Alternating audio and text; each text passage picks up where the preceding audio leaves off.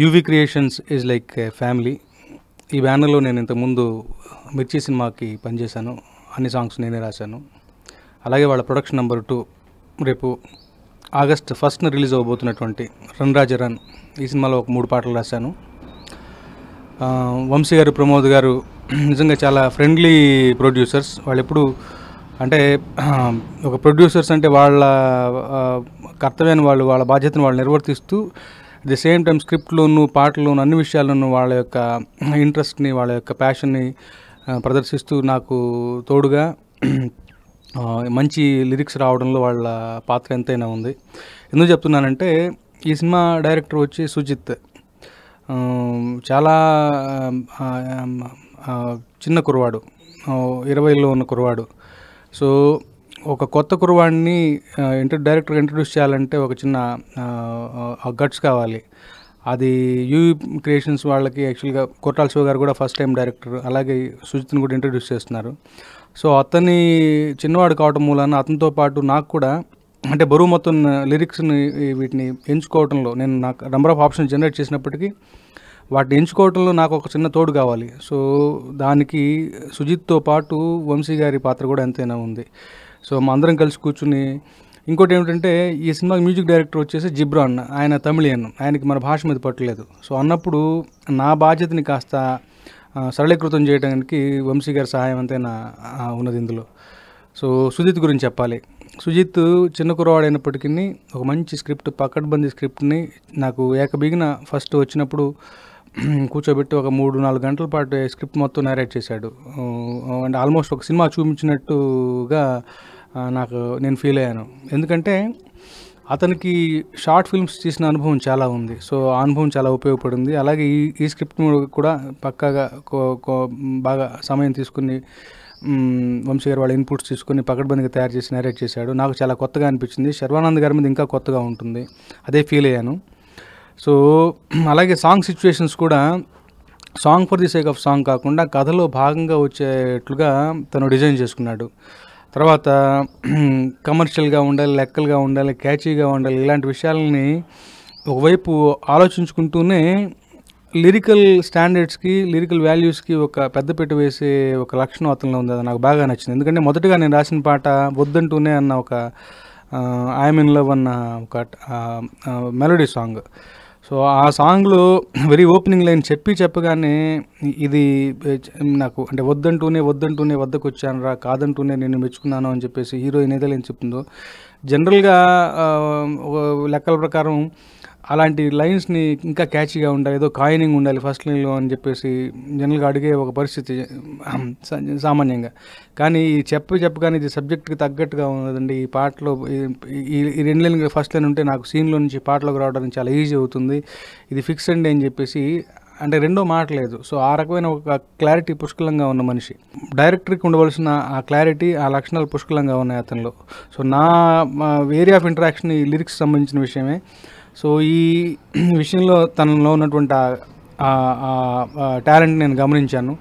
So అలాగే మిగతా 3 పాటలు కూడా చక్కగా నాకు ఓవరాల్ స్టోరీతో చెప్పడంతో పాటు పాట గురించి తానేమనుకున్నాడు, ఒక్కొక్క పాట రాసేటప్పుడు ఆ పాట తాలూకు విజువల్స్ ఏమొస్తాయి, తను ఏమని ప్లాన్ చేసుకున్నాడు, ఇవన్నీ కూడా నాకు కూలంకషంగా పిన్ టు పిన్ వివరించడం జరిగింది. దాని తగ్గట్టుగానే లిరిక్స్ నేను అందించడం జరిగింది.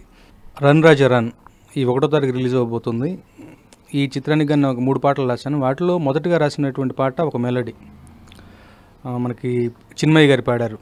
సో అన్నట్టు మ్యూజిక్ డైరెక్టర్ జిబ్రాన్ గారు యాక్చువల్గా ఆయన చాలా టాలెంటెడ్, విదేశాల్లో చాలా మ్యూజిక్ సంబంధంగా నేర్చుకుని విదేశాల్లో తన ఇది చాలా ప్రాజెక్ట్స్ అవి చేసి చెన్నైలో ఇప్పుడు ఉన్నారు. ఆయన విశ్వరూపం 2 కమల్ హాసన్ గారితో, తర్వాత కమల్ హాసన్ గారు చేసే తదుపరి సినిమాల్లో కూడా పనిచేస్తున్నారు. Very talented and very down to earth. Music తప్ప అతనికి మరో ప్రపంచం లేదు. సో ఆ జిబ్రాన్ గారు ఫస్ట్ టైం ఆయన నాకు ఈ రన్ రాజ రన్ గాని ఇచ్చిన పాట వద్దంటూనే నిన్ను వద్దంటూనే అన్న పాట. వద్దంటూనే నిన్ను వద్దంటూనే వద్దకొచ్చానురా వద్దకొచ్చానురా కాదంటూనే నిన్ను కాదంటూనే ప్రాణమిచ్చేంతగా నాకు నచ్చావురా. ఉన్న మాటిది నిజమున్న మాటిది అన్న మాటిది మనసన్న మాటిది ప్రేమగా నిన్ను చేరగా ఆరాట పడుతోంది. సో హీరోయిన్లో కలిగినటువంటి ఆ ప్రేమ తాలూకు ఆ ఫీలింగ్ని హీరోకి ఎక్స్ప్రెస్ చేసే క్రమంలో వచ్చేటువంటి ఈ పాట మంచి మెలోడియస్గా ఏదో ఒక రాగం ప్రధానంగా తీసుకున్న పాట. తర్వాత హుక్ లైన్ కూడా I'm in love with you అన్న ఒక చిన్న ఈ కాలం లెక్కల ప్రకారం ట్రెండీగా ఉండేట్టుగా ఒక హుక్ లైన్ కూడా అద్భుతంగా కుదిరింది. చరణాలు కూడా మంచి మంచి లైన్స్ రాసుకునే ఒక అవకాశం కలిగింది.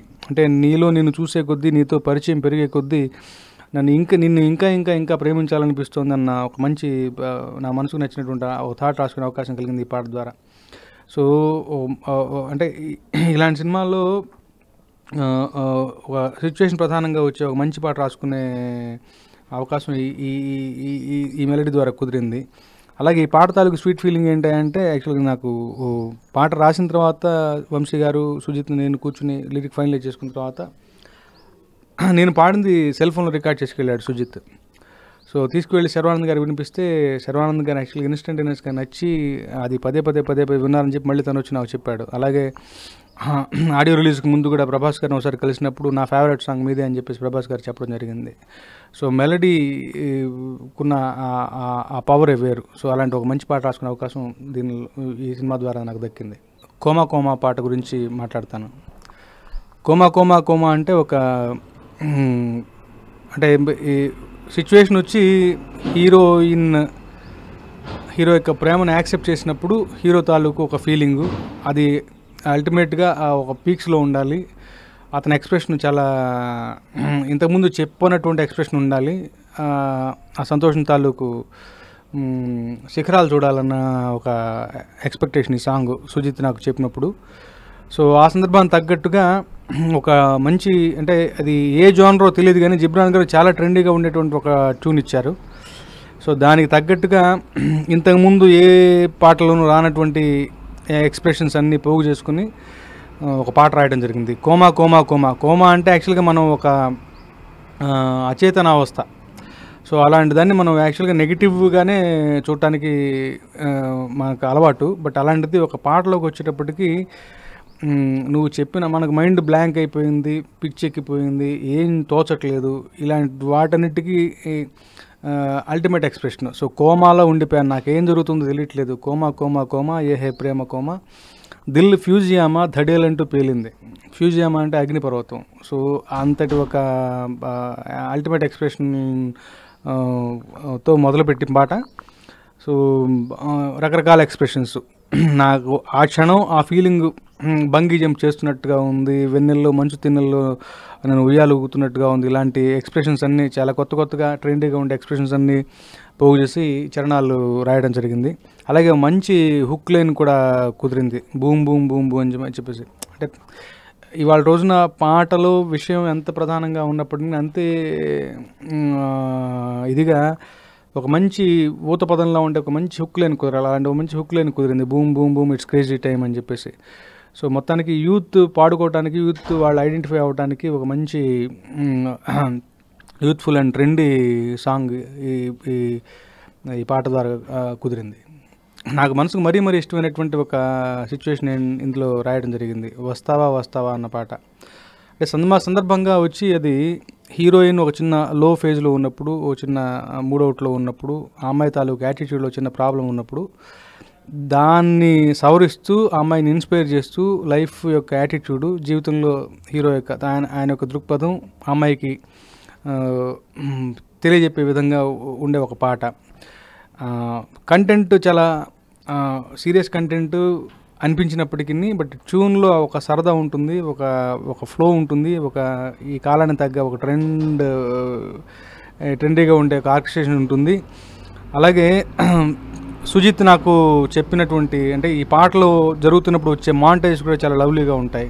సో వీటన్నిటిని దృష్టిలో పెట్టుకుని హీరో యొక్క దృక్పథాన్ని అమ్మాయికి చెప్పాలి, వస్తావా నాతోడే వస్తావా, నిన్ను నాతో తీసుకెళ్తాను, నీ చెయ్యింది ఇస్తావా, నా 2 కళ్ళు ఇస్తాను, ఈ లోకం చూస్తావా, అంటే నా కళ్ళతో ఈ ప్రపంచాన్ని చూస్తావా అన్న మకుటంతో మొదలయ్యి హీరో యొక్క ఫిలాసఫీని చెప్పడం. అంటే మచ్చుకి నవ్వైనా కెవ్వైనా నీలోనే పుడుతుంది, మనం సంతోషపడ్డా బాధపడ్డా కానీ ఆ 2 కూడా మనలో జనరేట్ అయ్యే విషయాలే. సో మనం ఈ లోకం నేను నీకు అర్థం చూపించినట్టుగా చూపిస్తుంది. అంటే నీ ఫీలింగ్స్ ఏవైతే ఉన్నాయో అవి బయట ప్రపంచం నీకు రిఫ్లెక్ట్ చేసి చూపిస్తుంది. నువ్వు సంతోషంగా ఉంటే బయట ప్రపంచం మొత్తం సంతోషంగా కనబడుతుంది, బాధపడుతుంటే బయట ప్రపంచం బాధపడుతూ కనబడుతుంది. సో ఏది మనం ఎలా ఉండాలని కోరుకుంటాం పూర్తిగా మన మీద డిపెండ్ అయింది. ఆ కాల్ మనం తీసుకోవాలి. సో మనం ఎలా ఉండాలన్నది మన నిర్ణయం మీద ఆధారపడుతుంది. కాబట్టి సంతోషంగా ఉండటమే మంచిది కదా అన్న ఒక ఇది. అంటే ఈ పాటలో హీరో చెప్పే కంటెంట్ మూలంగా అమ్మాయిలో ఒక చిన్న మార్పు వచ్చి రావడం, ఆ మార్పు తాలూకు ఛాయలు పాట చివరిలో చిన్న బిట్ వస్తుంది. ఆ బిట్లో హీరోకి అవగత అవటం, అంటే ఈ పాట ద్వారా ట్రాన్స్ఫర్మేషన్ జరగటం. సో ఇలాంటివి ఒక ఇన్స్పిరేషన్ కంటెంట్ నాకు ఒక మంచి లిరికల్ వాల్యూస్ ఉన్నటువంటి ఒక పాటను రాసుకునే అవకాశం కలిగింది. సో అలాగే జిబ్రాన్ గారి మ్యూజిక్ కూడా చాలా సూదింగ్గా ఉంటుంది. సో ఒక మంచి పాట కుదిరింది.